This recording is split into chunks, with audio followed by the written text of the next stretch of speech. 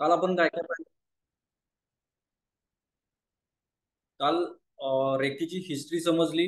Recce म्हणजे काय समजली, रेकी कसं वर्क करते हे समजलं, प्रॅक्टिकली देखील बघितलं. पण हातामध्ये माझ्या रेकी कशी फ्लो करते, बरोबर आहे.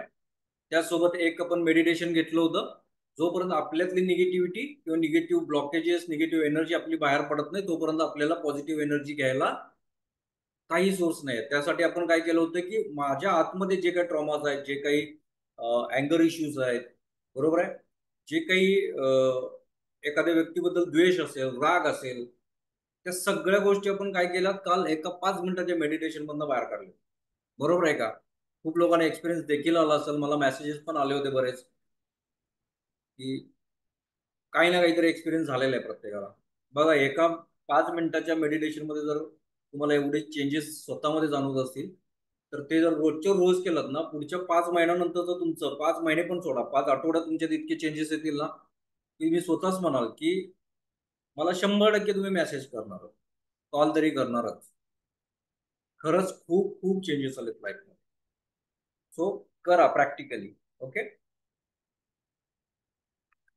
नेक्स्ट टॉपिक आहे, खूप बेस्ट आहे, माझा खूप फेवरेट आहे तो. एक प्रेयर आहे छोटीशीच.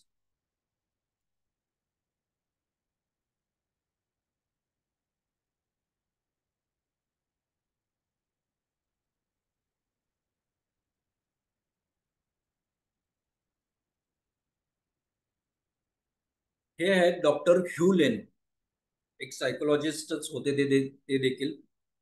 तर हुवाई बेटावर जे एक परंपरा आहे, हो ओपोनो ओपोनो प्रेयर लिहिलेलं आहे पुढे वरती. ओके.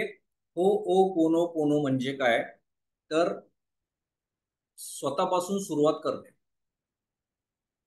स्वतःपासून किंवा ऍक्सेप्टन्स, स्वतःमध्ये तो ऍक्सेप्टन्स आणणे, एखादी जबाबदारी स्वीकारणे, म्हणजेच काय, हो ओपोनो ओपोनो प्रेयर, असा आपण अर्थ लावूया. ठीक आहे. तर पूर्वीपासून जे काही आदिवासी लोक होती त्या बेटावरची, तर त्यांची एक रिच्युअल होती की त्यांच्यापैकी कुणी जर दुर्धर आजार, एखादा मोठ्या आजाराने ग्रासलं, तर ते लोक काय करायचे माहितीये का, की ह्या गोष्टीला कुठेतरी आम्ही कारणीभूत आहोत ही जबाबदारी ते स्वतः स्वीकारायचे. आणि ते ही ओ पुनो पुनो प्रे करायचे. अगदी फक्त 4 फ्रेज आहेत त्याचे, 4 वाक्य आहेत त्याचे, 4 सेंटेन्स आहेत, ते आपल्याला डेली करायचे आहे. पण ती इतकी पॉवरफुल आहे की काही दिवसामध्ये तुम्हाला रिझल्ट जाणवायला चालू होतील. बघा, एखाद्याचे रिलेशन्स खराब आहेत, काही गैरसमज झाले असतील, किंवा कुठल्या गोष्टीमुळे, कुठल्या ना कुठल्या गोष्टीमुळे, काही व्यवहारांमुळे रिलेशन तुटलेत, आणि मला वाटते ते मला जर रिपेअर करायचे आहेत, परत एकदा जोडायचे आहेत. खूप वेळा घरामध्येच असं होतं ना, की भावाभावांमध्ये रिलेशन्स खराब झालेले आहेत, किंवा अजून काही गोष्टींमुळे रिलेशन बिघडलेले असतात. ते मला जर खरोखर वाटते ते पॅचअप करायचे आहेत, तरी अशा विषयांमध्ये देखील ही हो पोनो पोनो प्रेयर खूप स्ट्रॉंगली लोकांना युजफुल झालेले आहे. तर बऱ्याच लोकांचे मनी ब्लॉकेजेस ह्याच्यामधनं बाहेर पडतात. म्हणजे बघा, खूप प्रयत्न केलेत मी, म्हणजे माझा बिझनेस व्यवस्थित आहे, सगळं आहे, पण मनी काय म्हणावं तसा येत नाही आहे. जसा पाहिजे तसा पैसा येत नाही आहे मला. पैसा आला तर कुठे तर निघून जातोय, तो मार्गी लागत नाही आहे, सेव्हिंग होत नाही आहे, काही इन्व्हेस्टमेंट्स होत नाही आहेत. बऱ्याच वेळा असं असतं ना, बऱ्याच लोकांचे प्रश्न आहेत हे. इव्हन मी परवा दिवशी तो आपला जे काही वोटचं मेसेज टाकला होता त्याच्यामध्ये 50% लोकांचं तर तेच होते की पैसा पैसा पैसा.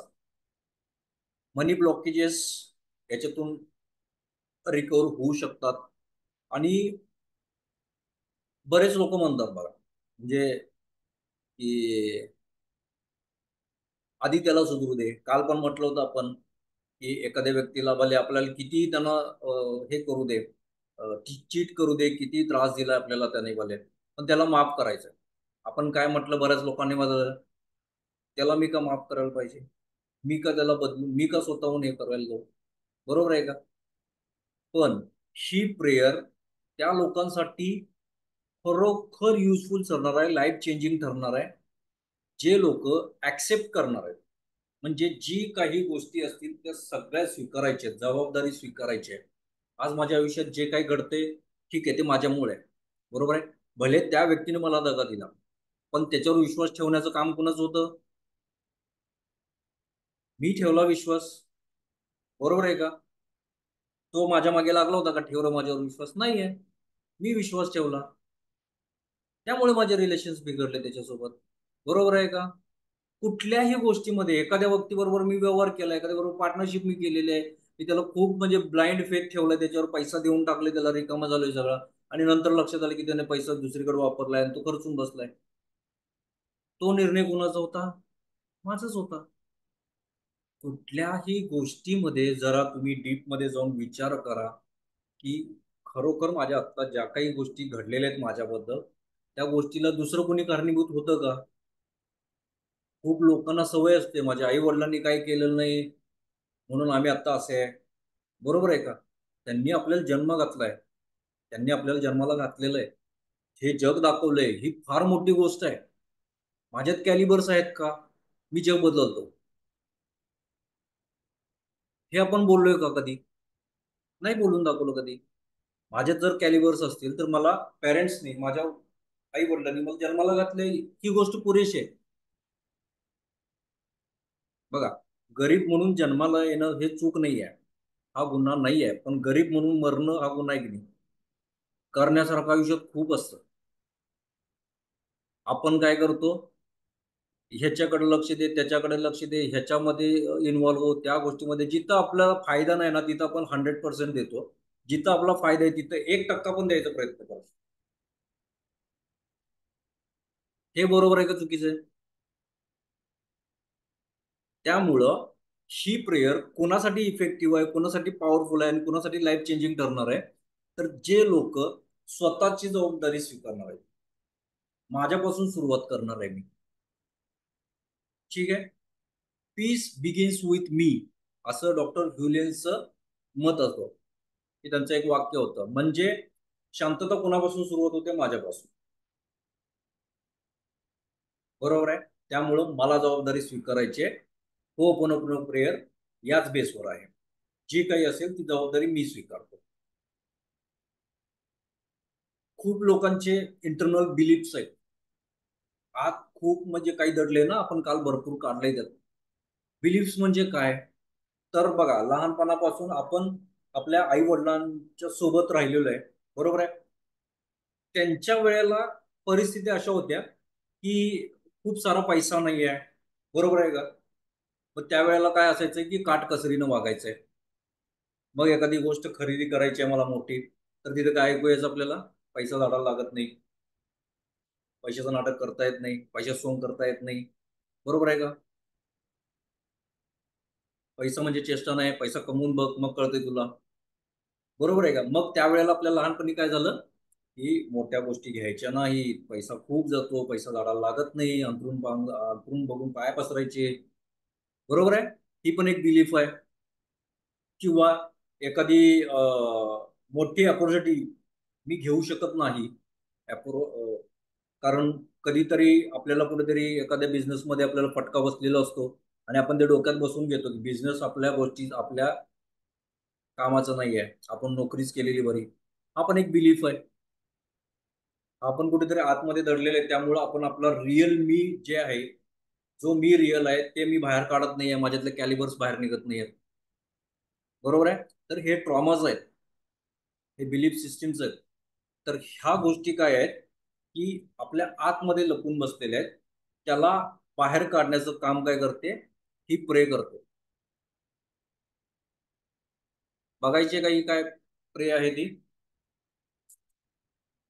चलो देखते. फक्त 4 फ्रेज आहेत. चार मोजून 4 फ्रेज. काय आहे ती? I am sorry. का आय एम सॉरी? आत्ताच म्हटलं ना, जी काही गोष्ट आहे घडलेली, ती गोष्ट काय झालेलं आहे? माझ्यामुळे झालेलं आहे. जे काही चुकलंय, आय एम सॉरी. ठीक आहे. Please forgive me. मला क्षमा करा. म्हणजे मी चूक स्वीकारल्या त्याबद्दल मला क्षमा करायची आहे. त्यानंतर थँक्यू. कशासाठी? तुम्ही मला क्षमा केली असं समजून मी थँक्यू म्हटलं युनिव्हर्सला, ज्या कोणाला म्हणायचे त्या व्यक्तीला, आणि लव्ह यू. एवढे 4 फ्रेज आहेत. आता ही पॉवरफुल कशी आहे? हे जे डॉक्टर ह्युलेन आहेत, हे डॉक्टर ह्युलेन एक सायकोलॉजिस्ट होते आणि हुवाई बेटावर एक क्रिमिनल हॉस्पिटल होतं, म्हणजे जिथं खूप असे सायकिक क्रिमिनल्स भरती झाले होते, जे नेहमी येणारे नर्सेस असतील, तिथले डॉक्टर्स असतील, वॉर्ड बॉय असतील, त्यांच्यावर अटॅक करायचे. म्हणजे खूप गंभीर गुन्हे असलेले तिथं सायकिक असे पेशंट्स होते तिथं. तर काही दिवसांना असं व्हायला लागले की तिथं लोक जायला देखील घाबरायला लागली. मग तिथल्या स्टाफनी डॉक्टर ह्युलेनला कन्सल्ट केलं, त्यांना रिक्वेस्ट केली की तुम्ही ह्या प्रोजेक्टवर काही काम करू शकता का, या अडचणीवर काही सोल्युशन काढू शकता का. तर त्यांनी या गोष्टीला होकार दिला. ते ऑलरेडी होपॉनोपोनो प्रेयरची प्रॅक्टिसमध्ये कंटिन्यू असायचे. त्यांनी हा जो काही होपॉनोपोनोचं प्रे आहे ती तिथं वापरायची असं ठरवलं. आणि ते फक्त काय केले त्या व्यक्तींनी, ज्या काही त्या पेशंट्सच्या फाईल होत्या, ज्या क्रिमिनलच्या फाईल्स होत्या, त्यांनी फक्त ते फाईल्स मागवले. ती फाईल ते ओपन करायचे आणि हे चार फ्रेज बोलायचे: I am sorry, please forgive me, thank you, I love you. I am sorry, please forgive me, thank you, I love you. हे चारच फ्रेज ते प्रत्येक फाईल ओपन करून तासन तास ते बोलत राहायचे. 5-6 महिन्यानंतर तो वॉर्ड बंद करायला लागला. याचं कारण असं की तिथले सगळे पेशंट हे सायकोलॉजिकली व्यवस्थित झाले होते.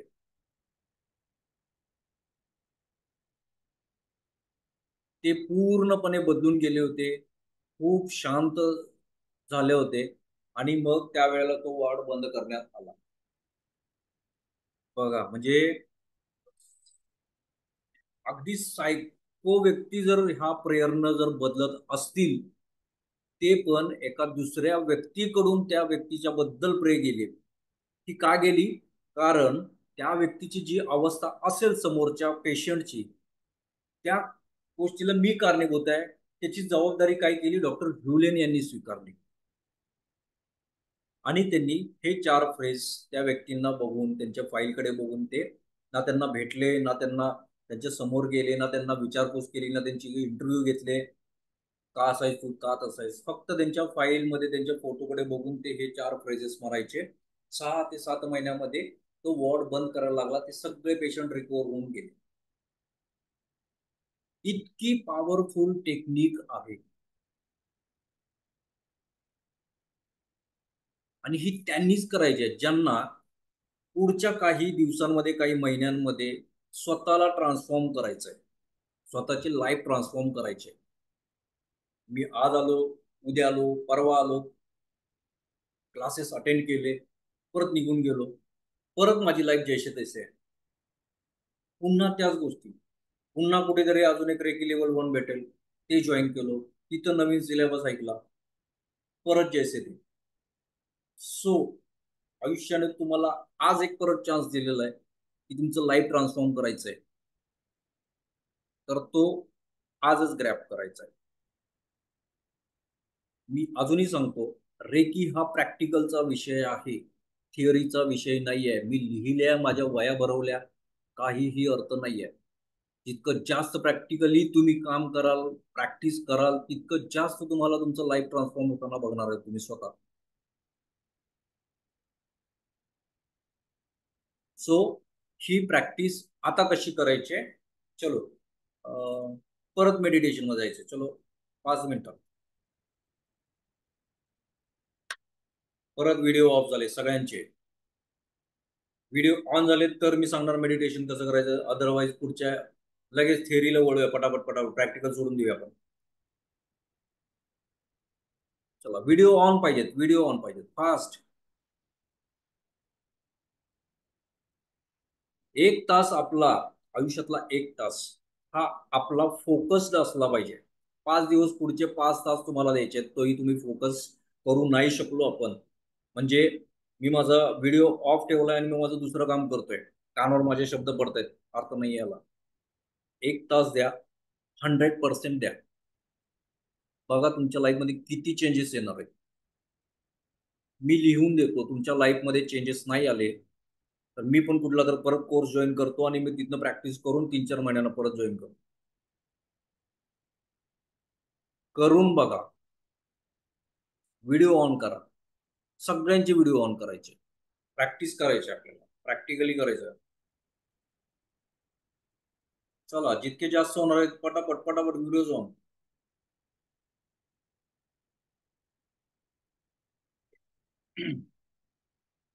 चला ध्यान मुद्रेत बसला का सगळ्यांनी? मांडी घालायचे.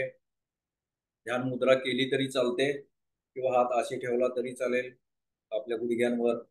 ठीक आहे. अगदी पाठीला आखडू नका, ताणू नका. सुखासनात बसा. जसं तुम्हाला रिलॅक्स वाटते तसं बसा. ठीक आहे. चला डोळे बंद करायचे. पुन्हा कालची श्वासाचं टेक्निक. श्वास पोटामध्ये गेला, पोट बाहेर आलं. श्वास सोडताना पोट आत गेलं, श्वास बाहेर आला. ठीक आहे. होल्ड. दोन्ही श्वासांच्या मध्ये होल्ड करायचे, सोडताना घेताना. ओके. चला डोळे बंद करायचे सगळ्यांनी. सगळे डोक्यातले विचार काढून टाकायचे. सगळे सगळे सगळे विचार काढून टाकायचे. कुकरची शिट्टी वाजली का, कितवी शिट्टी आहे, दुसरी शिट्टी आहे, तिसरी शिट्टी आहे, पूर्ण विषय डोक्यातनं काढायचा. गॅस चालू आहे का बंद आहे पूर्ण बंद करायचं डोक्यात. सगळं काढून पण ठेवायचं. चला श्वास घ्या. दीर्घ श्वास पोटामध्ये. होल्ड केला, सोडला. पुन्हा दीर्घ श्वास. होल्ड केला, सोडला. आता ज्या वेळेस मी श्वास आत घेतोय त्यावेळेस मनातल्या मनात काय बोलायचंय? I am sorry. I am sorry. तोंडाने नाही, मनातल्या मनात बोलायचे, कारण श्वास तुमचा जाणार आहे. मी फक्त बोलून दाखवतोय प्रॅक्टिकली. तर चला आत घ्या श्वास. बोला मनातल्या मनात I am sorry. Please forgive me. श्वास सोडताना बोलायचं आहे प्लीज फॉरगिव्ह मी. पुन्हा श्वास आत घेताना थँक यू. पुन्हा सोडताना I love you. I am sorry. Please forgive me. Thank you. I love you. I am sorry. Please forgive me. Thank you. I love you. I am sorry. Please forgive me. Thank you. I love you. चला 2 minute पुढचे करत राहा. श्वास आत घेतला, I am sorry म्हणायचंय. मनातल्या मनात म्हणायचंय. श्वास घालवायचा नाही आपला. बाहेर सोडताना प्लीज फॉरगिव्ह मी म्हणायचंय. पुन्हा आत घेताना थँक्यू म्हणायचंय. पुन्हा बाहेर घेताना आय लव्ह यू म्हणायचं.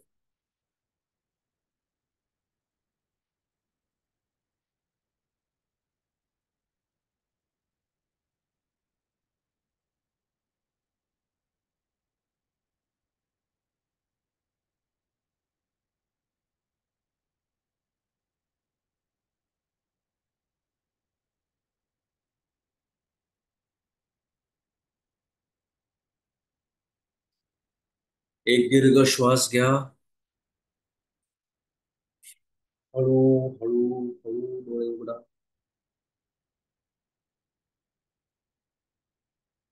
हात घासायचे. चेहऱ्यावर घ्यायचे, डोळ्यावर घ्यायचे, कानाला लावा, चेहऱ्यावर फिरवा. किती फ्रेश वाटलं. खूप मनाचा ताण हलका झालं. झाला की नाही? 4 शब्द. Thank you. I am sorry. Please forgive me. Thank you. I love you. कोण सांगेल? चलो कोणीतरी एकाने माईक ऑन करा आणि एकाने सांगा, म्हणजे लगेच पुढे आपण जायला बरे. How was the experience?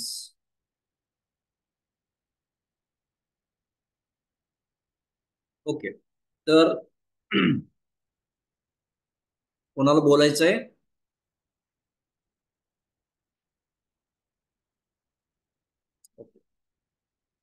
तर ह्या होओपोनोपोनो प्रेयरनी आपले कार्मिक इश्यूज देखील क्लिअर व्हायला चालू होतात.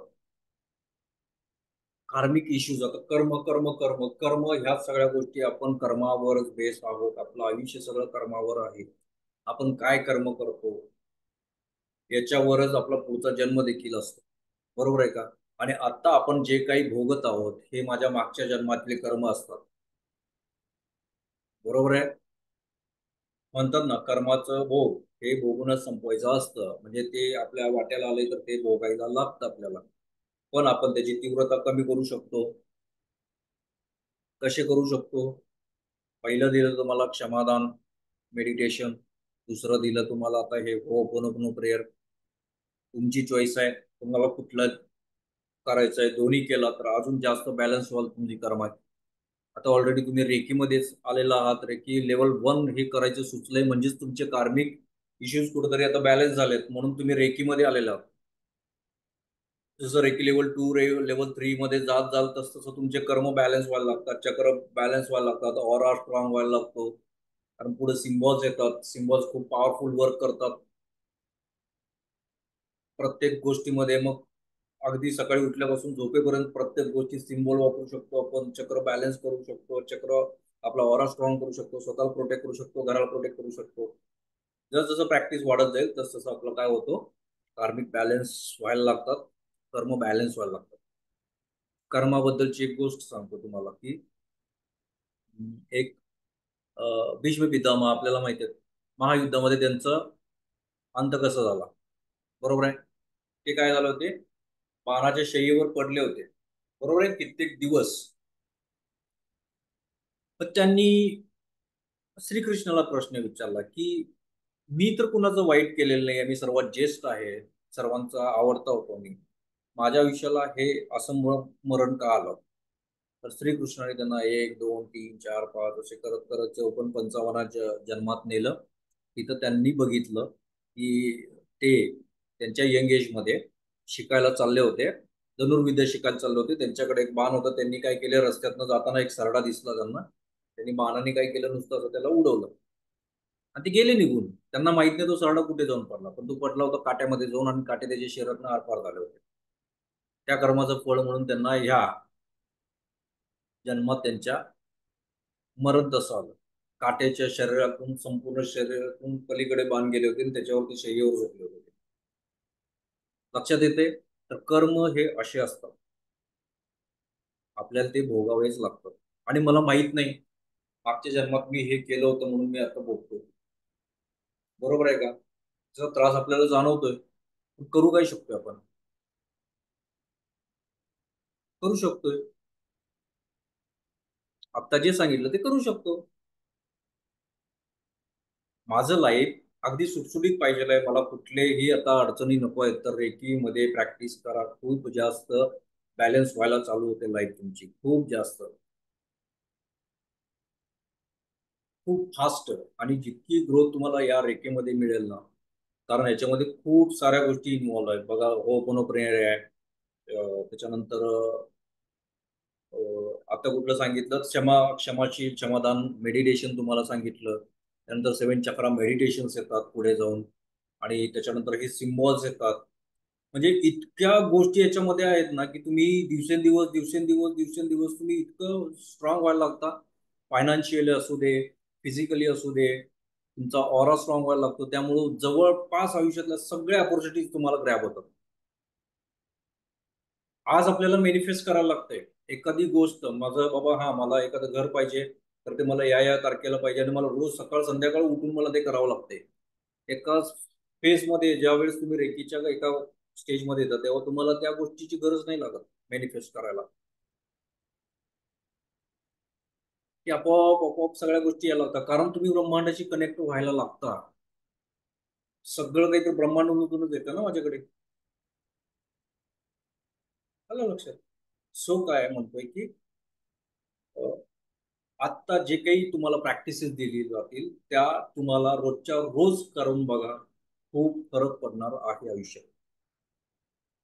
माझ्या मते कालपासून आतापर्यंत जवळपास मी 5 ते 6 वेळा सेशन रिपीट केलंय. प्रॅक्टिकली करा, प्रॅक्टिकली करा. म्हणजे किती पॉवरफुल असेल हे तुम्ही लक्षात घ्या. ओके. क्षमादान बद्दल पण काल लोकांच्या बऱ्याच डोक्यात डाऊट्स होते की मी का करायला पाहिजे. बरोबर आहे का? का करायला पाहिजे मी एखाद्याला, मला एवढं त्यांना त्रास दिला मी असं सहज सोडून देऊ का त्याला? ते मला माहित नाही माझे कार्मिक इश्यूज काय आहेत, काय मला आतमध्ये काय होणार आहे काय माहित नाही, त्याला मी का सोडू? असं होतं ना. तर एका एक गोष्ट होती अशी की एक मुलगा असतो आणि तो म्हणत असतो की मला एखादी गोष्ट डोक्यात बसली ना ती मी डोक्यातनं काढतच नाही. आणि असं का होतं मला? मला याचं समाधान पाहिजे. तर त्याचा एक मित्र म्हणतो की तिथे एक त्या टेकडीवर जा, तिथे एक साधू आले, त्यांना जाऊन विचार काय की असं का होतं. तर ते म्हणतं की ते साधूंकडे जातात, म्हणतात की मी एखादी डोक्यात घेतली ना मी ते पूर्ण केल्याशिवाय राहतच नाही, माझ्या डोक्यात बसतं तिला, मी त्याला काय असेल ते मी त्याला आयुष्यात नाही करू शकत नाही.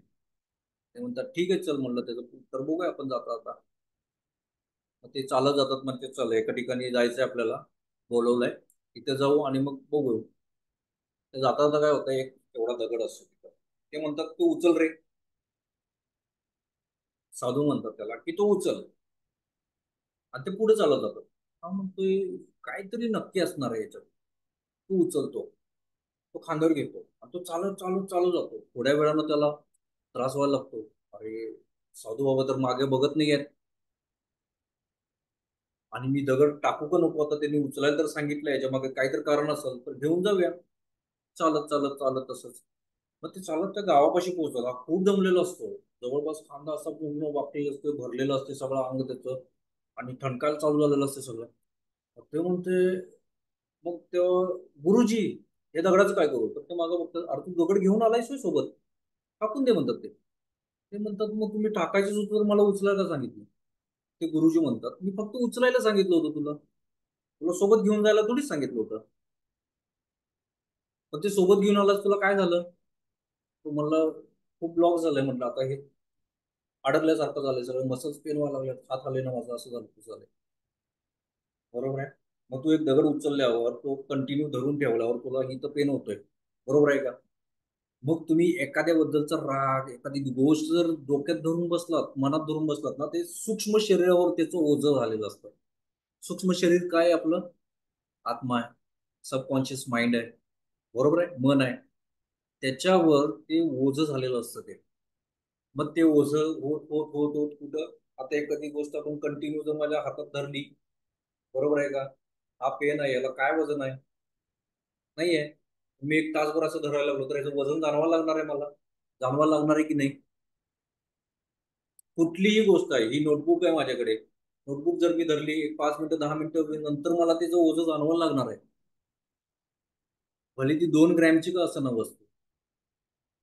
मग आपल्या सूक्ष्म शरीरावर आपण इतके गोष्टी धरून ठेवल्यात ना, मग त्या सबकॉन्शियस माइंडला चान्स आहे का कुठं तर ओपनली होऊन तुमच्यासाठी काहीतरी चांगलं करावं?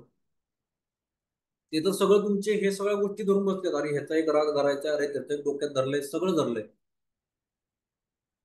त्याला मोकळच नाही सोडलं, त्याचे सगळे हात पॅक आहेत. मग तो तुमच्यासाठी काय काम करणार आहे? म्हणून क्षमा करायचंय. आपले जे काही राग आहेत, द्वेष आहे, मत्सर आहे कोणाबद्दल, ते सगळं बाहेर काढून टाकायचं. म्हणून काल तुम्हाला सांगितलं की पहिला ते करा. सगळं हलकं होऊ दे, सबकॉन्शियस माइंड फ्री होऊ दे, बघा तुमच्यासाठी कसं पळायला चालू करतो ते.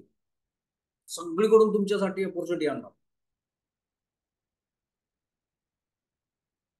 काल पण एखादी व्यक्ती मेसेज केला होता मला की पाय खूप दुखतायत, आणि मी जेव्हापासून हे चालू केलं तर तेव्हापासून माझे पाय दुखायचे कमी आले. खूप छान, चांगली गोष्ट आहे. अजून एक किस्सा असाच आहे क्षमाशीलचा. माझ्या मते काल मी तुम्हाला सांगितले का नाही सांगितलं असावं बहुतेक. ती गोष्ट सांगितली का एका लेडीची. तर एक एक असं बूट कॅम्प होता कोणाचा, त्याच्यामध्ये एका लेडीजनं म्हणजे ते एक्सपिरियन्स शेअर केलेलं आहे. हा, सचिन सरांनी ते काल शेअर केलं होतं, राईट. जे आता मी मेसेजमध्ये नाव सेव्ह नाहीत प्रत्येकाचे, sorry sir, Sachin sir. Sachin सरांनी ते एक्सपिरियन्स केला आहे, क्षमादान मेडिटेशनचा. तर एक व्यक्ती, लेडीज आली होती तिथे, साधारण 35 एज असेल. तर लहानपणी तिची आई तिला प्रचंड मारायची. इतकी मारायची की तिला कुठं लागलंय, सुजलंय, हात मोडला, काही त्याच्यात देणं घेणं नसेल. तर ती पूर्ण डोकं रिकामं करूपर्यंत तिला हाणायची, मारायची मारायची. तर एके दिवशी तिनं असंच केलं की तिला पाडल्या, ती मारल्यावर पडली, पडल्यावर तिच्या पाठीवर तिनं गुडघा टेकवून तिला मारायला चालू केलं. इतकं मारलं ती अनकॉन्शियस झाली होती. त्यात तिचं बॅकचं जे मणका जो म्हणतो तो सरकला. आणि ते एक्स्ट्रीम लेवलला होतं, त्यामुळे तिनं काय केलं, घर सोडायचा निर्णय घेतला. तिचे वडील पण सेपरेटच होते तिच्या या वागण्यामुळे. तर ती वडिलांकडे जाऊन राहायला लागली. तिथं तिचा लहान भाऊ, ती एकदा चेअरवर बसताना परत त्याने चेअर ओढली, ती खाली पडली. तिथं तिचा परत मनका 1.5-2 इंच सरकला. बॅक म्हणजे टेल बोन जे म्हणतो ना आपण ते, ती पडून अंतरुणावर तशीच. असंच त्यांनी हे मेडिटेशन ऐकलं होतं, क्षमाशील मेडिटेशन, क्षमा करायचं. तर तिनं सहज विचार केला की बहुतेक आईचं मी डोक्यात काहीतरी घेतलं असेल असा विषय, म्हणून तो झाला असेल. तर तिनं ते प्रॅक्टिस करायला चालू केलं. रोज ती क्षमा मेडिटेशन करायची की त्या आईचा चेहरा आठवायची आणि म्हणायची, मला तुझ्याबद्दल काहीही तक्रार नाहीये, तुला पूर्ण मनामध्ये क्षमा करून टाकलंय, मनापासून क्षमा करून टाकलंय ब्रह्मांड, तू पण तिला क्षमा करून जा. आणि 5-6 महिन्यामध्ये तिला हळूहळू हळू फरक जाणवायला लागला. तिने ते बूट कॅम्प पण हे केलं होतं, स्वतः त्याच्यामध्ये शेअर केलं होतं की ती आता व्यवस्थित आहे, चालते फिरते, सगळं कामं करते, जॉब वगैरे. किती पॉवर आहे बघा.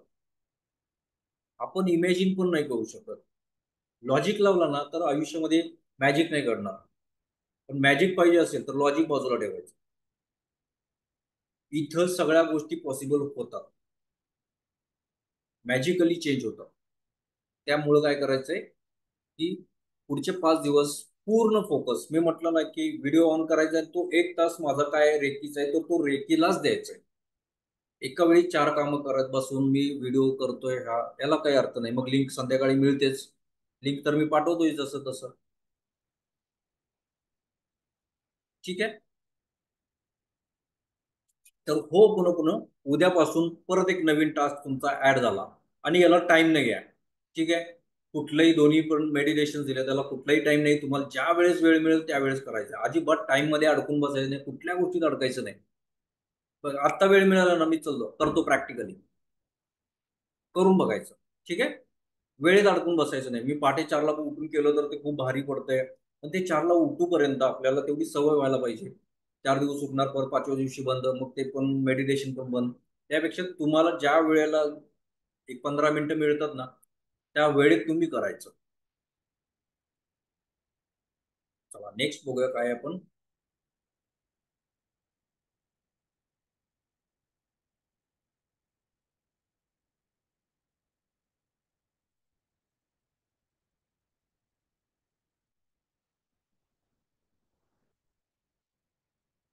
नेक्स्ट आहे ऍफर्मेशन्स. ठीक आहे. ऍफर्मेशन्स म्हणजे काय माहिती आहे का आपल्याला कुणाला? केले असणार आहे, बऱ्याच लोकांनी केलं असणार आहे ऍफर्मेशन. मी अफर्मेशन करते, मी एखाद्या गोष्टीसाठी अफर्मेशन करते. कोणी केलंय का? नाहीये. ऍफर्मेशन म्हणजे काय की आपली एखादी गोष्ट आपल्याला जी मिळवायची आहे त्याच्याबद्दल मी पॉझिटिव्ह शब्दामध्ये युनिव्हर्सकडे एक मेसेज देणे, याला आपण ऍफर्मेशन्स म्हणतो. ठीक आहे. तर हा एक डॉक्टर, जपानचे मसारू उमोटोज होते, त्यांनी एक एक्सपिरियन्स केला होता, एक्सपेरिमेंट केला होता की 3 प्रकारचे जार जे आहेत आणि त्याच्यामध्ये एकच शिजवलेला भात आहे, राईस. राईस एक्सपेरिमेंट म्हणतो त्याला. तर तो राईस त्यांनी काय केला होता की तिन्ही जारमध्ये एकच राईस आहे, तो थोडा थोडा टाकला होता त्याच्यामध्ये. आणि एकावर लिहिले बघा, काय लिहिले इथं, लव, एकावर नथिंग आणि एकावर हेट. बरोबर आहे. म्हणजे एकावर त्या लोकांनी, आणि तो लोक पब्लिकमध्ये ठेवले हे जार. आणि त्यांनी काय सांगितलं की येणार जाणाऱ्यांना, इथं लव आहे ना तर इथं चांगलं बोला की हा हे राईस तुम्हाला खूप आवडतोस, मी सकाळ संध्याकाळ तुझ्याशिवाय जेवण करू शकत नाही, तू खूप चांगला आहे, चव खूप चांगली आहे, काही बोला, चांगलं बोला तिथं. इथं काहीच बोलू नका नथिंग मध्ये. आणि इथं जे तिरस्कार काढायचा आहे, तू खूप खराब आहेस, तुला जेवणात घ्यायलाच नाही पाहिजे, तू फॅट वाढवतोस, तू जाड करतोस लोकांना, सुस्ती येते, काही बोलायचं ते बोला. असं त्यांनी काय केले, हे 3 एक्सपेरिमेंट केले. काही दिवसानंतर लक्षात आलं की लव वाला जो राईस होता तो अगदी व्यवस्थित आहे, इथं दिसतोय. नथिंग वाला थोडा बिघडलाय आणि हेट वाला बघत आहे आतमध्ये बुरशी वगैरे आलेले खराब झाले. म्हणजेच काय की आपले शब्द,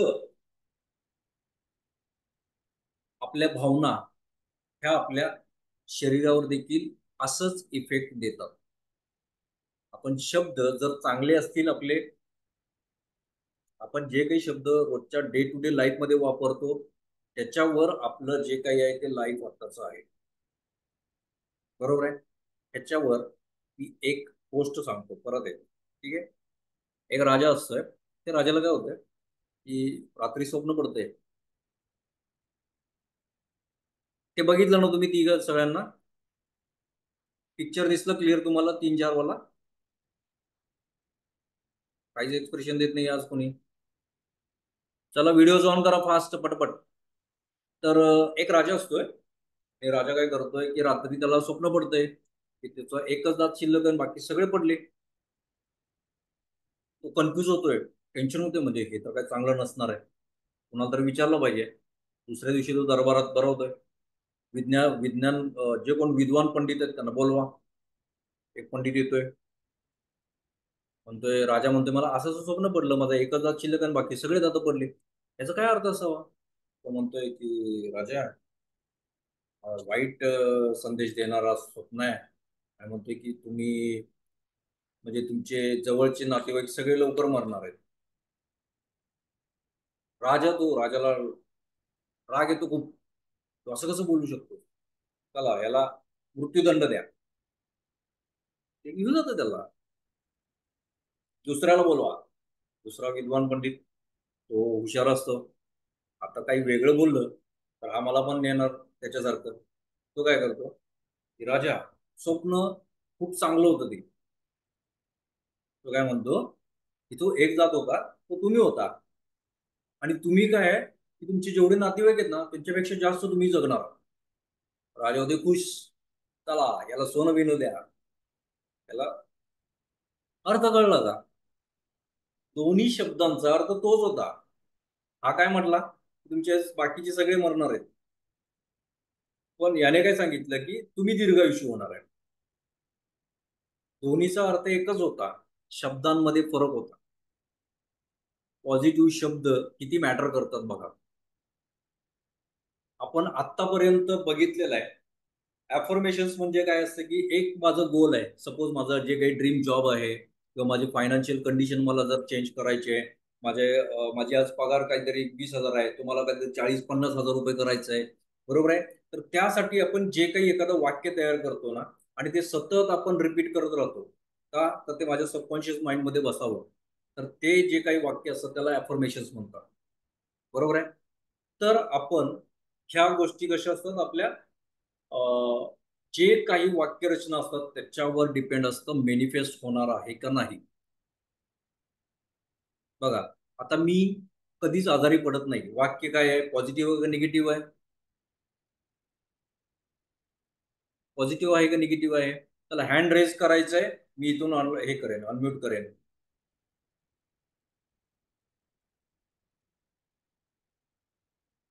एकच मिनिट. हा बोला. एक मिनिट, अनम्यूट होत नाहीये काय? पॉझिटिव्ह. पॉझिटिव्ह आहे. एकच. पॉझिटिव्ह आहे, बरोबर आहे. मी म्हणतो हे निगेटिव्ह आहे. एक तर त्याच्यामध्ये आजार आहे, दुसरं नाही आहे. जे निगेटिव्ह आहे ते वाक्य. बरोबर आहे. माझं आरोग्य खूप चांगलं आहे, हे पॉझिटिव्ह आहे का? पॉझिटिव्ह आहे. मला पैशाची कधीच कमी नाही आहे, पॉझिटिव्ह का निगेटिव्ह आहे? निगेटिव्ह आहे. माझ्याकडे भरभरून पैसा आहे, हे पॉझिटिव्ह आहे. बघा, आपण काय म्हणत असतो ना की अरे मी खूप ते युट्यूबवर पाहिले, ऍफर्मेशन्स केले, पण काही वर्क करत नाही. का वर्क करत नाही आहे? प्रत्येक शब्द आपण तपासून पाहिलेला नाही आहे. जे आपल्या सरळ सरळ वाचण्यामध्ये जे पॉझिटिव्ह दिसतं ते खरोखर निगेटिव्ह आहे का पॉझिटिव्ह आहे हे आपण चेक करत नाही. त्याचे व्हायब्रेशन्स काय तयार होतात. बघा, युनिव्हर्सला, आपल्या सबकॉन्शियस माइंडला काय कळतं? शब्द कळत नाहीत. त्या शब्दातून जे काही फिलिंग्स तयार होतात, जे व्हायब्रेशन्स तयार होतात, ते आपल्या सबकॉन्शियस माइंडला मेसेज जात असतात. मग त्याच्यावरून ते अंदाज लावते की पॉझिटिव्ह आहे का निगेटिव्ह आहे. मग ते ब्रह्मांडाकडे पाठवते. तुमचे वाईब्स जर पॉझिटिव्ह असतील, फिलिंग्स जर पॉझिटिव्ह आहेत, तर ते पॉझिटिव्ह इन्फॉर्मेशन तुमचे फास्ट मॅनिफेस्ट होणार, कारण ते लवकर त्याच्यामध्ये जाणार. निगेटिव्ह देखील तसंच होणार आहे. आणि निगेटिव्ह आपण खूप फास्ट अफर्मेशन केलेले आहेत. बघा, माझ्याकडे पैसा नाही आहे, रोज म्हणलेलं आहे, खरोखरच पैसा नाही आहे. माझ्याकडे चांगला जॉब नाही आहे, असं भरपूर वेळा म्हटलंय, आपण सतत म्हणतोय, आणि माझ्याकडे जॉबच नाही आहे. झालंय का कोणाच्या बाबतीत? प्रत्येकाच्या बाबतीत झालेलं आहे. प्रत्येक जण काही ना काहीतरी रॉंग इन्फॉर्मेशन आपल्या लाईफमध्ये देतच असतो. शब्द हे खूप महत्वाचे, जपून वापरले पाहिजे. कधीही सांगू शकत नाही कधीही ब्रह्मांड ऍक्सेप्ट करतं. तर सतत सतत आपण तेच बघितलं, माझ्या खिशामध्ये पैसा नाही बाबा, माझी परिस्थिती नाही आहे बाबा. परिस्थिती नाहीच होणार आहे. मला चांगला जॉब नाही आहे, मला बॉस सतत किरकिर करतो. बघा, आवरून बाहेर पडतानाच आपल्या डोक्यामध्ये त्या गोष्टी चालू होतात. आता बॉस काही खरं नाही, बॉस दंगा करणार माझ्या नावानं, बॉस शिवाय घालणार, सगळं करणार. आणि खरोखर तसंच होतं. बघायचा अवकाश बॉस बोलतो, ये इकडे. होते की नाही असं खूप वेळा? आज बसला खूप गर्दी असणार, मला बसायला जागा पण मिळणार नाही, सीट मिळणार नाही. आपण अट्रॅक्ट करत असतो त्या सगळ्या गोष्टी. आज आपण जे काही जगत आहोत ते सगळं आपण अट्रॅक्ट केलेलं आहे. जे काही निगेटिव्ह ट्रॉमास बसवलेले माइंडमध्ये, ते सगळे अफर्मेशन मध्ये आपल्या लाईफमध्ये रिअल फॉर्म मध्ये आलेलं आहे. ते सगळं रियालिटी बनून आलेलं आहे ते. मग मला काय केलं पाहिजे? माझं जे काही गोल सेट केलेलं आहे मी, माझा ड्रीम जॉब असेल, माझा फायनान्शियल कंडिशन मला चेंज करायचे आहे, भले माझं इन्क्रीमेंट करायचं आहे, माझा बिझनेस मला सक्सेसफुल करायचा आहे, माझे रिलेशन्स मला स्ट्रॉंग करायचे आहेत, माझा बंगलो घ्यायचा आहे, माझी फोर व्हीलर घ्यायची आहे, मला कार घ्यायची आहे, माझी ड्रीम कार पाहिजे मला. ह्या सगळ्या गोष्टी आपण काय करायचे आहेत? एक प्रॉपर अफर्मेशन तयार करायचे. ते 2, 3, 4, 50 वेळा तपासून बघायचे की व्हायब्रेशन्स खरोखर पॉझिटिव्ह निघतात का, शब्द पॉझिटिव्ह आहेत का. बरोबर आहे. खूप जण असे ड्रीम्स घेतलेले आहेत यंग एज मध्ये, आता खूप जण आहेत तिथे जॉईन झालेले आहेत. करिअरचा प्रश्न फार मोठा आहे. फ्युचर काय आहे माहिती नाही आहे. लग्न करायची वेळ जवळ आलेली आहे, अजून सेटलमेंट नाही आहे लाईफमध्ये. सेटलमेंट आहे, लाईफ पार्टनर शोधून पण सापडत नाहीये. जे काही इन्फॉर्मेशन करायचंय तुम्हाला, ते सगळं लिहून ठेवायचंय. प्रॉब्लेम प्रॉब्लेम प्रॉब्लेम प्रॉब्लेम सोडून द्यायचंय बाहेर. त्यातून बाहेर पडायचंय. आज आता इथं आपण आहे हे सगळं सोडून द्यायचंय. मी जसं आहे तसं इथं मी सोडून गेलेलो आहे. आज रात्रीपासून माझ्यातला एक नवीन मी तयार होणार आहे. उद्यापासूनच मी माझं भविष्य लिहून ठेवलेलं आहे. हे सगळ्यांनी आत्ता डोक्यात घ्यायचंय. आणि ते पुढच्या काही दिवसामध्ये घडणार आहे. तर ॲफर्मेशन्स म्हणजे काय? तर एखादी गोष्टीसाठी मी पॉझिटिव्ह सूचना देत असतो सतत सतत स्वतःला आणि ब्रह्मांडाला. तर त्याला ॲफर्मेशन्स म्हणतात. तर कुठलीही गोष्ट असू दे तुमच्याबद्दल, तुम्हाला एखादा ड्रीम बंगलो घ्यायचा आहे, ड्रीम फ्लॅट घ्यायचा आहे, तुमचा ड्रीम जॉब आहे, तर त्याच्याबद्दलचे ॲफर्मेशन्स आपले काही तयार झाले पाहिजेत वाक्य. जसं आता जॉबसाठी कोणी मॅनिफेस्ट करत असेल किंवा इंटरव्ह्यू देत आहेत पण अजून कुठे मिळत नाही आहे, तर ते तुमचा ड्रीम जॉब म्हणजे काय आहे नेमका? तुम्हाला सॅलरी किती पाहिजे? बरोबर आहे. कोणत्या कंपनीमध्ये पाहिजे हे डिसाईड झालं पाहिजे तुमचं. ठीक आहे. त्याच्यानंतर तुमचं वर्क प्रोफाईल काय असणार आहे हे डिसाईड झालं पाहिजे. त्याच्यानंतर तुमचे इन्फॉर्मेशन्स तयार काय पाहिजेत की अमुक अमुक या कंपनीमध्ये ह्या या तारखेला तुमचं ड्रीमचं एक डेडलाईन ठरली पाहिजे. अमुक अमुक ह्या या तारखेपर्यंत मी हा माझा ड्रीम जॉब मिळवलेला आहे, मिळालेला आहे, मला मिळालेला आहे. त्याबद्दल मी ब्रह्मांडाचे धन्यवाद मानतो. धन्यवाद, धन्यवाद, धन्यवाद. आता 6 महिन्या पुढचं मी काय म्हणतो मिळालेला आहे, ते फ्युचर टेन्स आहे ना, पण मला प्रेझेंट टेन्स मध्ये ते लिहायचं. बघा, ब्रह्मांडाला माहिती नाही आहे, सबकॉन्शियस माइंडला माहित नाही की सध्या काळ कुठला चालू आहे, कॅलेंडर ते बघत नाही. ते कॉन्शियस माइंडचं काम असतं. ते सतत जागा, आपण जागा आहे तो ते पण जागा असतं. ते सगळं खरं खोटं करत असतंय. आपण भले म्हणलं 6 महिने पुढं मला एक ड्रीम जॉब मिळालेला आहे, ते म्हणते अरे प्रेझेंट टेन्स मध्ये ये, फ्युचर टेन्स आहे तो. पण सबकॉन्शियस माइंड काही म्हणते अरे 6 महिन्यानंतर याला जॉब मिळालेला आहे बरं का, तर ते जॉब शोधायला चालू करा. ते ब्रह्मांडाकडे मेसेज पाठवते, ब्रह्मांड लगेच तुम्हाला ऑपॉर्च्युनिटीज पाठवायला चालू करतो. हा असा रोटेशन आहे सगळ्या गोष्टी. तर वाक्य हे पॉझिटिव्ह पाहिजेत. वाक्य ऑलरेडी झालेल्या टेन्समध्ये पाहिजेत तुमचे.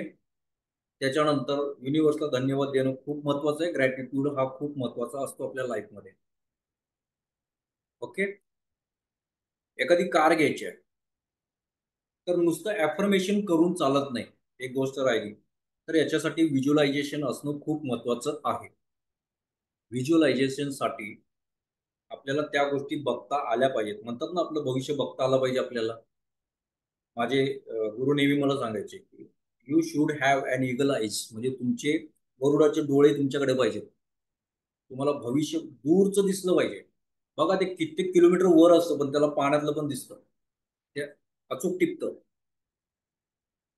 तर तितकी दूरची नजर दृष्टी आपली पाहिजे. म्हणजेच काय, तर मला तितक्या लांबचं माझं पुढचं 6 महिन्याच्या वर्षाचं भविष्य मला बघता आलं पाहिजे. त्याच्यासाठी व्हिज्युअलायझेशन टेक्निक वापरायची आहे. ऑलरेडी मी इंटरव्ह्यू द्यायला चाललोय तर माझे कपडे कुठले घातलेत मी, शूज कसले आहेत माझे, लेडीज असतील तर त्यांनी काय अपीअरन्स केलेला आहे.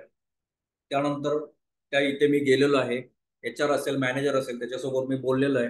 त्यांनी जे काही क्वेश्चन आन्सर्स केले ते सगळे मी प्रॉपर दिलेले आहेत. त्यांनी एक ऑफर लेटर माझ्या हातामध्ये दिलेलं आहे.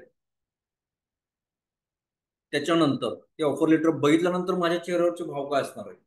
बघा, एखाद्या ड्रीम जॉबसाठी मी 5-6 वर्ष झालं झटतोय आणि तो मला मिळालेला आहे. माझ्या चेहऱ्यावरचे आनंदाचे भाव येणार आहेत सगळे. त्यांना मी थँक्यू म्हटलंय आणि उठलोय आणि बाहेर आलो. पटकन सगळ्यांना फोन लावलाय, आईला फोन लावलाय, पप्पाला फोन लावलाय, भावाला लावलाय, बहिणीला, मैत्रिणीला, सगळ्या मित्रांना, सगळ्यांना फोन लावलेत मी. हे व्हिज्युअलाइज करता आलं पाहिजे. तेव्हा सबकॉन्शियस माइंड म्हणते की अरे हे घडायला लागले, चालू आहे हे घडणं. ही सिच्युएशन रिअलमध्ये आणायला पाहिजे आपल्याला. इतकं स्ट्रॉंग व्हिज्युअलायझेशन करता आलं पाहिजे. तेव्हा गोल्स मॅनिफेस्ट होतात, ड्रीम्स मॅनिफेस्ट होतात. एखादा फ्लॅट मला जर पाहिजे आहे तर त्या साईटमध्ये जावा. जिथं साईट चालू आहे तो एरिया तुम्हाला कुठला पाहिजे हे स्पेसिफिकेशन पाहिजे. कुठल्या किती BHK पाहिजे हे तुमचं महत्वाचं आहे. 1 BHK पाहिजे, 2 BHK पाहिजे. त्याच्यानंतर प्रत्येक वॉलला माझा कलर कुठला पाहिजे, कर्टन्स कुठले पाहिजे, तिथं कुठं मी फर्निचर ठेवणार आहे, कुठलं फर्निचर ठेवणार आहे, इतक्या डिटेल्समध्ये ते बघता आलं पाहिजे. अफर्मेशन वर वर देऊन कुणाचे हे अफर्मेशन रियालिटीमध्ये बदलत नाहीत. ही व्हिज्युअलायझेशन टेक्निक वापरायला लागते. कारमध्ये मी कार, माझी ड्रीम कार मला हवे, माझ्या ड्रीम कारचे फंक्शन्स मला माहिती आहेत का? ऑटोला ऑटो सिस्टीमवर कशी चालते, मॅन्युअलवर कशी चालते माहिती आहे का? नाही आहे. त्याची कॉस्ट माहिती आहे का? मला नाही माहिती आहे. त्याची ड्राईव्ह मी घेतली आहे का? नाही माहिती. त्याचं प्लेजर मला माहिती आहे का? नाही माहिती. त्याचा पिकअप टॉर्क किती आहे माहिती आहे का? मला नाही माहिती. मग ह्या सगळ्या गोष्टी मला माहीत करून घ्यायला पाहिजे. त्यासाठी मला शोरूमला गेलं पाहिजे, कोटेशन घेऊन आलं पाहिजे. त्याच्यानंतर मी व्हिज्युअलाइज केलंय, बँकेत जाऊन त्याचे मी हप्ते वगैरे काढलेत. तर तो हप्ता मी दर महिन्याला भरत आहे. मी तिथे गेलोय, ती चावी माझ्या हातामध्ये त्यांनी मला दिली आहे. माझे घरचे सगळे आलेत, माझे मित्र आलेत, त्या गाडीची मी पूजा करतोय. त्यानंतर मी घरच्यांना सगळ्यांना बसवलं, गाडीची ड्राईव्ह मारून मी आलो. माझ्या घरामध्ये घरापाशी आलो मी. आजूबाजूचे माहिती आहे आपल्याकडे रिच्युअल आहे, सगळ्यांना बोलवायचं आणि गाडीला पूजा करायची. पूजा केली, मी पेढे वाटले. त्यानंतर मंदिरात गेलो, तिथं पूजा केली पुजाऱ्यांकडून, तिथं पेढे वाटले. इतकं सगळं बघता येणं गरजेचं आहे. एक स्क्रिप्ट आपल्याकडे तयार असणं गरजेचं असतं. तेव्हा आपले ड्रीम्स मॅनिफेस्ट होतात. तर 15 मिनिटाचं, 10 मिनिटाचं, 5 मिनिटाचं जे काही असेल ते तुमचं पिक्चर तयार असणं गरजेचं आहे. हा पिक्चर कधी तयार होईल? एका वेळेला तुम्हाला ऍटलिस्ट एकदा तरी का होईना हे रायटिंगमध्ये लिहिता आलं पाहिजे. त्याच्यानंतर ते तुमच्या सबकॉन्शियस माइंडमध्ये बसणार आहे. त्यानंतर तुम्ही व्हिज्युअलाइज करायला सुरुवात करणार आहात.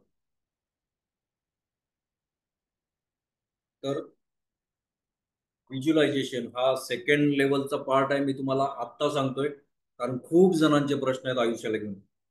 बरेच जण आयुष्याला वैतागलेले आहेत. तर हे मॅनिफेस्ट करून बघा. आणि एक महत्वाची गोष्ट आहे, आपण ब्रह्मांडाकडे लाखाच्या गोष्टी मागतोय. लाखाच्या गोष्टी ते बनेनवर बसून मागितलं तर ते होणार नाही. नाईट पॅन्ट शर्ट घालून बसले होणार नाही. बरोबर आहे. आता तुम्ही घरात ज्या अवतारात बसलेला आहात, तुम्ही एखाद्याला सांगितलं मी लाख रुपये महिना कमवतोय, कुणी विश्वास ठेवणार नाही. ब्रह्मांड तर ठेवणार पण नाही. सो आपण एकदम अप टू डेट राहिलं पाहिजे. ही गोष्ट माझ्याकडे जर महिना लाख रुपये असतील तर मी लाख रुपये मी कसा राहतोय तसं राहता आलं पाहिजे. तो ॲटिट्यूड आला पाहिजे. ती लिव्हिंग स्टाईल जमली पाहिजे. ओव्हर एक्सपेन्सेस करा म्हणत नाही. मी ब्रँडेड कपडे घालून या म्हणत नाही. मी ज्या कपड्यांमध्ये आहात तिथं एकदम नीट नेटकं असलं पाहिजे. आपल्या कपड्यांवर पण आपला ऑरा स्ट्रॉंग होत असतो, कमी होत असतो. आपण कसं दिसतो याच्यावर देखील आपला ऑरा डिपेंड असतो. आपला ऑरा स्ट्रॉंग तर आयुष्य आपलं सगळ्यात सुजलाम सुफलाम. ऑरा वीक असेल तर आयुष्यात जितके प्रॉब्लेम्स असतील ते सगळे माझ्याकडे येतात असं आहे. त्यामुळं उद्यापासून एक नियम ठेवा. जे काही कपडे असतील ते अगदी व्यवस्थित इस्त्री केलेले असतील. ऍटलिस्ट माझ्याकडे बघून समोरच्यानं 50,000चा तरी अंदाज लावला पाहिजे महिन्याला हा कमवतोय. इतकं तर राहिलं पाहिजे. कुठूनही पैसा यायला चालू होईल तुमच्याकडे. कारण तुम्ही स्वतःच कॉन्फिडन्स रेज कराल स्वतःचा. पहिलं स्वतःला तर पटू दे मी लाख रुपये कमवते. बरोबर आहे का? स्वतःला पटलं पाहिजे. मग बाकीचे, मग ब्रह्मांड, मग सबकॉन्शियस माइंड, है ना? तर स्वतःला पहिल्यांदा हा बिलीफ सिस्टीम स्ट्रॉंग करा की मी लाख रुपये कमवतोय. कसे कमवतोय? तर बघ माझे कपडे बघ. वाटतं ना तुला लाख रुपये कमवतोय? Okay, yes boss. ठीक आहे. महागात काही घ्यायला जाऊ नका. मग रोज हॉटेलला लंचला जातो, डिनरला जातो, काही करू नका. फक्त स्वतःला व्यवस्थित ठेवा. त्याने तुमचा ऑरा बॅलन्स होणार आहे, स्ट्रॉंग होणार आहे आणि समोरच्यावर तुमचं इम्प्रेशन देखील तितकं स्ट्रॉंग पडणार. तो ह्या गोष्टी पण मॅटर करतात. ठीक आहे. व्हिज्युअलायझेशन करायचं, इथून पुढे प्रॅक्टिस करा. तुमचं काही जे गोल असेल ना ते आज लिहा, रात्री ठरवा. 2 दिवस ठरवा, काही हरकत नाही. त्याला किती वेळ लागू शकतो अंदाजे ते बघा. आता माझं चालू इन्कम काय आहे? बाबा कोणी जर 40,000 कमवत असेल तर त्या 40,000 मध्ये माझी ही गोष्ट बसते का? मी महिन्याला जरी हप्त्यावर जरी घेतलं, एखादा फ्लॅट जरी मला घ्यायचा आहे 30 लाख रुपीज जरी म्हटलं तर त्याचा हप्ता किती जाईल? 22 ते 25 हजार रुपये जाईल. तर तो माझा महिन्यातून जाणार आहे का? माझी खर्चाला काही शिल्लक राहणार आहेत का? बाकीचे काही एक्सपेन्सेस असतील, जे काही इन्व्हेस्टमेंट असतील त्यात शिल्लक राहणार आहे का? नाही आहे. तर मला काय केलं पाहिजे? इन्कम पण ग्रोथ केली पाहिजे. मग मला इन्कम कसं केलं पाहिजे? वाढवलं पाहिजे. काय मार्केटिंग स्ट्रॅटेजी तुमच्या असतील, रादर नसतील, तर ते मग इन्कम मॅनिफेस्ट करायला चालू करा. तर हा सगळा स्वतःचा पहिला अनालिसिस तयार करा की त्या वस्तूकडे किंवा त्या गोष्टीकडे की ते जे ड्रीम आहे माझं ते अचीव्ह करण्यासाठी मला काय काय गोष्टी लागणार आहेत. त्याला इन्कम वाईज मला किती स्ट्रॉंग व्हायला पाहिजे. मग त्याच्यातून मला काही ऑप्शन्स आहेत का? माझा क्लायंट बेस जर बिझनेस असेल तर मला क्लायंट वाढवले पाहिजेत. बरोबर आहे. तो मार्केटिंग स्ट्रॅटेजीवर माझा जर बिझनेस चालत असेल तर मला मार्केटिंग मॅक्सिमम केलं पाहिजे पब्लिकली. हो ना. मी जॉब करतोय तर मला जॉब काय केला पाहिजे? एक तर स्विच करून मला याच्यापेक्षा जास्त इन्क्रीमेंट वाला जॉब पाहिजे. नसेल तर यामध्येच माझी इन्क्रीमेंट व्हायला पाहिजे. हे व्हिज्युअलाइज करा. बरोबर आहे. आणि बघा ज्या वेळेस तुम्ही हे सुरू कराल ना, चांगल्या प्रॅक्टिसमध्ये जेव्हा तुम्ही याल ना, ज्यावेळेस तुमची जी वेळ म्हणतो ना ब्रह्मांड ज्यावेळेस तुम्हाला ऍक्सेप्ट करेल त्यावेळेस तुमच्या समोर कोणी ना कोणी 100% येणार. कुठली ना कुठली अपॉर्च्युनिटी तुमच्या समोर 100% येणार. तुम्ही त्याच्यामध्ये आणि ती कशी मिळून गेली तुम्हालाही कळणार नाही. खूप वेळा असं देखील होतं की कोणीतरी आलंच आणि सांगितलं अरे त्या कंपनीमध्ये जा, तिथं आता चालू आहे भरती. तिथे गेलो, लक्षात आलं की 10-15 हजार रुपये असे सहजच वाढले मागच्या याच्यापेक्षा. असंही होऊ शकतं. कुणीही माध्यम म्हणून येऊ शकतो तुमच्या आयुष्यामध्ये. ब्रह्मांड कोणाला पाठवेल काही माहिती नाही. पण ह्या गोष्टी होतात. चला, लोकांनी कपडे बदलायला चालू केलेले आतापासूनच. Aniket sir, good, very good. बघा, मी ऑब्झर्व करतो सगळ्यांना, इतके भले आयकॉन्स ओपन असतील तरी चांगली गोष्ट आहे. चलो, अं, आज एक नवीन टास्क ऍड झालेला आहे आपल्यामध्ये. ठीक आहे. काय झालेलं आहे? हो ओ पोनो पोनो प्रे. व्हिडिओ पाठवतोय, थोडा वेळ पण लागू शकतो. व्हिडिओ पाठवल्यानंतर त्या गोष्टी प्रॅक्टिकली करायला, प्रॅक्टिस करायला चालू करा. खरोखर खूप लाईफ मध्ये चेंजेस येणार आहेत. परवा दिवशी 2-3 दिवसामध्ये बरेच तुम्ही मेसेजेस केलेले आहेत, सर असं आहे, ते सर कसं आहे. तर करून बघा. लाईफ चेंज करायचे ना आपल्याला, प्रॅक्टिस केलं पाहिजे. व्हिज्युअलायझेशन बद्दल कोणाला काही प्रॉब्लेम आहे का, की मला जमत नाही आहे किंवा काय? करायची का 5 मिनिटात ट्रायल? कारण ऑलरेडी 10 मिनिटं लेट झाला होता क्लास आपला. सो 10 मिनिटं आपण, अजून एक 5 मिनिटं आहेत आपल्याकडे. करायचे व्हिज्युअलायझेशनचं प्रॅक्टिकली. किती लोक तयार आहेत? हात फक्त दाखवा, मगच करू, अदरवाईज क्लोज करूया. आहेत का बरेच जण? चलो, व्हिडिओ कोणी ऑन करणार आहे का? तुम्हालाही प्रॅक्टिकली बघायला आवडेल का? चला, व्हिडिओ ऑन करा. परत एक 5 मिनिटं, परत आणि स्टेटमेंट. चला, मेडिटेशन मध्ये जाऊ. चला, डोळे बंद करा. श्वास घ्या, दीर्घ श्वास घ्या. म्हणजे तुमच्या लक्षात येईल की व्हिज्युअलायझेशन अगदी सहज होतं. म्हणजे आपल्याला काय फार मोठी काही टेक्निक नाही आहे, फार असं मोठी ट्रिकी नाही आहे, है ना? चला, डोळे बंद करा. चला, दीर्घ श्वास घ्या, सोडा. दीर्घ श्वास घ्या, सोडा. सगळे डोक्यातून विचार काढून टाकायचे. सगळे विचार हळूहळू निघून गेलेले आहेत, निघून गेलेले आहेत, निघून गेलेले आहेत. आता एक सफेद भिंत समोर आपल्या आहे. सफेद भिंत आपल्या समोर आहे. आता मी, आता माझ्या डोळ्यासमोर एक लिंबू आहे. पिवळा, रसदार एक लिंबू आहे. तो तुम्ही हाताने उचलून घ्यायचा आहे. तो फील करायचा आहे. तो गुळगुळीत स्पर्श आहे, मऊ स्पर्श आहे. उचलला का लिंबू तो? चला, हळूहळू नाकापाशी घ्यायचा आहे. त्या लिंबूचा स्मेल घ्या. बघा, तो फ्रेश, माइंड फ्रेश करणारा फ्रॅग्रन्स. अगदी फ्रेश वास. किती छान, मन प्रसन्न झाला बघा. आता तो लिंबू ठेवा टेबलवर. आता त्याच्या बाजूला एक लाल गुलाबाचं फूल आहे. अलगद उचललं. त्याच्या पाकळ्या बघा. नाकापाशी घ्या. छान सुगंध घ्या त्याचा.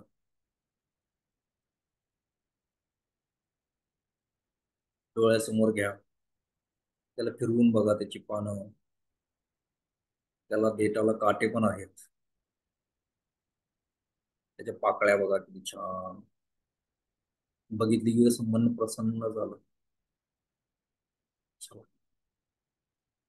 तर त्याला नाहळून झालंय. पुन्हा टेबलवर ठेवून टाका. चला, एक दीर्घ श्वास घ्या आणि हळूहळू डोळे उघडा.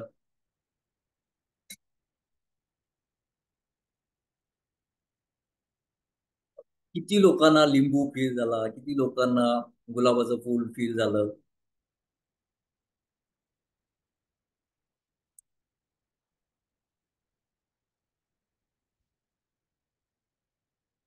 चला, हात दाखवा मला, किती लोकांना फील झालं. ऍज इट इज व्हिज्युअलाइज झालं लिंबू, तो जो फ्रॅग्रन्स.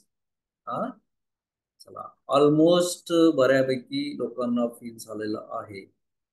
ठीक आहे, जे व्हिडिओज ऑफ आहेत त्यांना बहुतेक फील नाही झालं. चलो, ओके. सो इतकं इझी आहे. इतकं अगदी इझी आहे. फार त्याला किचकट करत बसायचं नाहीये. सो व्हिज्युअलाइज करायचे तुमच्या मनात जे भाव येतील त्यावेळेला. मी जे काही गोष्ट खरेदी केली माझी ड्रीम मधली, की त्यावेळेला जे भाव असतील ते स्पष्ट पहिला बघायचा प्रयत्न करायचा आहे. हळूहळू हळू टेक्निक ही तुम्हाला प्रॉपर होत जाईल. पुढे जसं लेवल 2 लेवल 3 ला जाल, तुम्हाला संपूर्ण रेकी ही व्हिज्युअलायझेशन वरच करायची आहे. त्यामुळं आत्तापासून प्रॅक्टिस खूप चांगली करा. चला, आता आत्तापर्यंत आपलं सगळ्या या गोष्टी क्लिअर झाल्यात. कोणाला काही शंका आहे?